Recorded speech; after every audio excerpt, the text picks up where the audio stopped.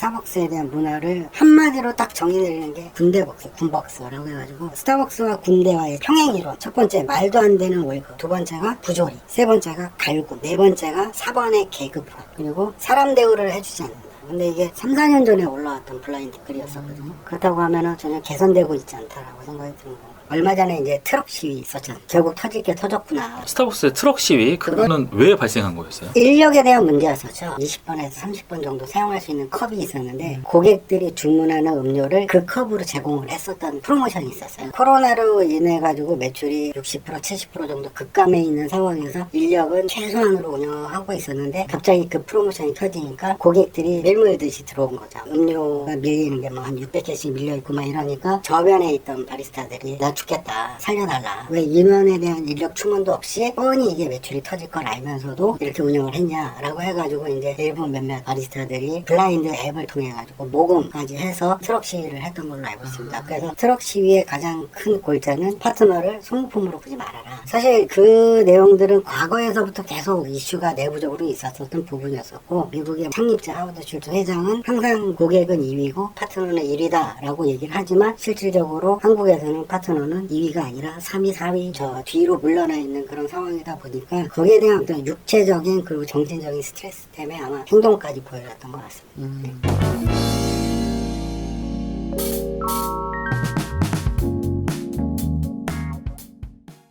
안녕하세요, 반갑습니다. 네, 반갑습니다. 먼저 자기소개 부탁드립니다. 네, 저는 스타벅스에서 N년 동안 본사에서 근무한 닉네임은 소니라고 합니다. 처음에 스타벅스라는 곳을 어떻게 알고 들어가신 거예요? 다른 회사를 다니고 있었죠. 신세계 아는 분이 자기네 뭐 계열사 중에 스타벅스가 있는데 사람을 뽑는다고 하는데 뭐 한번 해봐라 라고 해가지고는 스타벅스 본사로 이직을 한 거죠. 면접을 꽤 신중하게 보더라고요.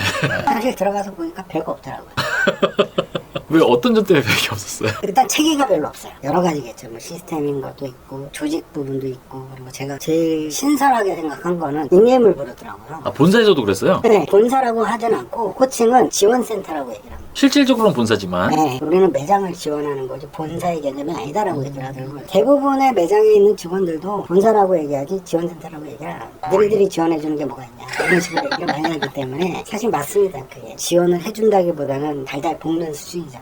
스타벅스가 우리나라에서 처음에 폭발적으로 매장을 넓히기 시작할 때도 현장에 계셨었잖아요. 네. 그 당시에 스타벅스가 우리나라에서 그렇게 성공적으로 할 수 있었던 이유는 뭐라고 생각하세요? 사람들의 어떤 니즈를 잘 파고들었다고나 할까? 스타벅스가 추구하는 것 중에 하나가 제3의 공간이 되겠다. 제1의 공간이 집이고 제2의 공간이 직장이라고 하면 그 중간에 본인을 쉴 수 있는 케네시아 같은 곳이 스타벅스여야 된다. 커피 전문점 중에서 최고로 치고 나갔던 거는 사실 커피빈이었었거든요. 커피빈이 망하기 시작했던 그 시점이 스타벅스가 이제 선두권 자리를 탈환했던 그 시점이었던 것 같아요. 그때 당시에 가장 이슈가 됐던 게 회전율이었었거든요. 오랫동안 앉아있으면 결국은 손님을 못 받으니까 내쫓아야 된다. 커피빈은 무료 인터넷을 막아버리고 콘센트를 막아버렸죠. 근데 스타벅스는 와이파이를 더 증설을 시키고 자리마다 콘센트를 하나씩 만들었죠. 그러면서부터 고객들이 여기는 하루 종일 앉아있어도 내쫓지도 않는.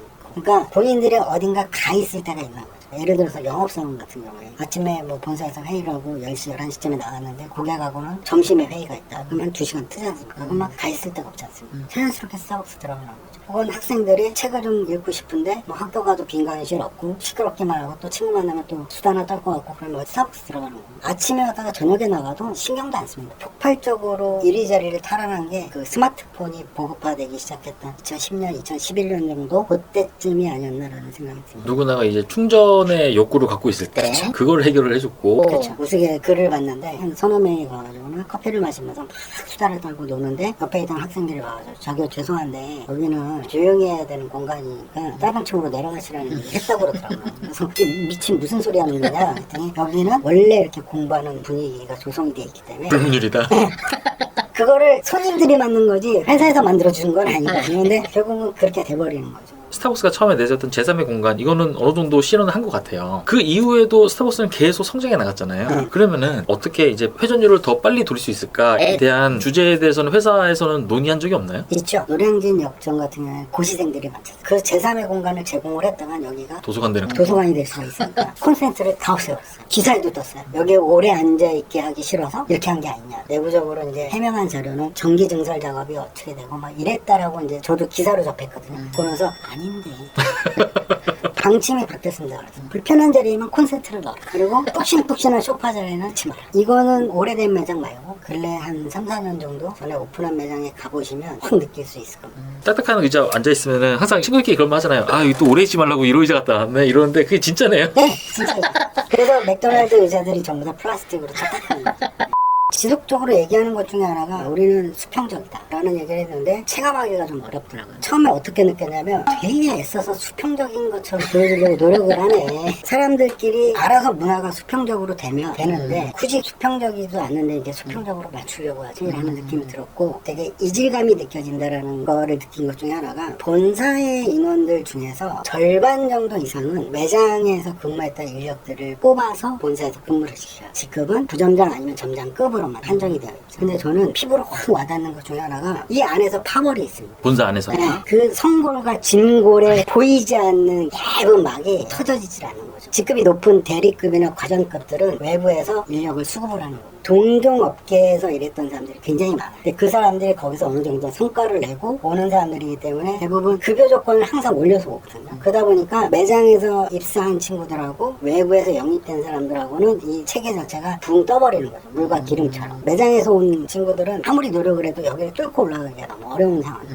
그리고 일전에 그 바리스타 분이 얘기했었는데 소문이 되게 빠르다라는 부분. 제가 회사 다니면서 느꼈던 것 중에 하나는 이 회사가 뭔가 카르텔 같은 게 있어요. 그 직급들끼리 이렇게 뭉치는 게 있어요. 그래서 누구 하나를 배제를 시켜버리는 거죠. 서울에서 근무를 하는데 어떤 소문이 부산에서 난다. 부산에서 날 정도가 아니에요. 제주도에서도 나고 그게 거의 실시간이에요. 본사의 주니어급들은 매장에서 올라온 친구들이라고 말씀을 드렸잖아요. 시니어급 이상들하고 섞이지 못하니까 이 주니어들은 과거에 같이 근무했던 자기 동기들하고의 만남이 잦아요. 회사 사람들 모이면 하는 얘기 뻔하지 않습니까? 회사 욕하잖아요. 이 본사에 있는 사람이 한 명이 와서 그 술자리에 끼면 모든 게 궁금한 거죠. 근데 이 사람이 주목받고 싶으면 없는 걸 만들어내요. 카더라가 굉장히 많거든요. 그러니까 실제로 그런 거를 몇 번 목격도 해봤고 그런 것들이 자기네들끼리 그렇게 통하다가 제일 소통을 많이 하는 게 블라인드 앱이거든요. 재작년인가 대표이사가 바뀌었거든요. 결혼도 하신 분이 애도 있고 어느 날 모 매장 점장하고 바람이 났다는 소문이 돈 거예요. 그 소문이 타고 해가지고 부산까지 가버린 거예요. 그게 사실일 리가 없는데도 불구하고 대표랑 그 여직원이랑 한강 고수부지공원에다 한 차에 있는 걸 봤다. 차는 마티즈다. 마티즈? 이건 좀 아니지 않나? 근데 이제 네, 나중에 다른 사람들을 통해서 들어보니까 그 점장이 그 지역 내에서 왕따 같은 거를 당하고 있더라고요. 그리고 밑에 있는 직원이 위에 있는 직원을 가스라이팅을 하는 거예요. 블라인드에서 유언비어들이 돌 때는 실명이 거론돼서 돌았어요? 그 사람의 지역하고 닉네임에 자음이 도는 거죠. 앱을 메신저 앱으로 그 자음만 쳐보면 그 자음들이 쭉 나와요. 보란 듯이 알려주는 거나 다름없는 거죠.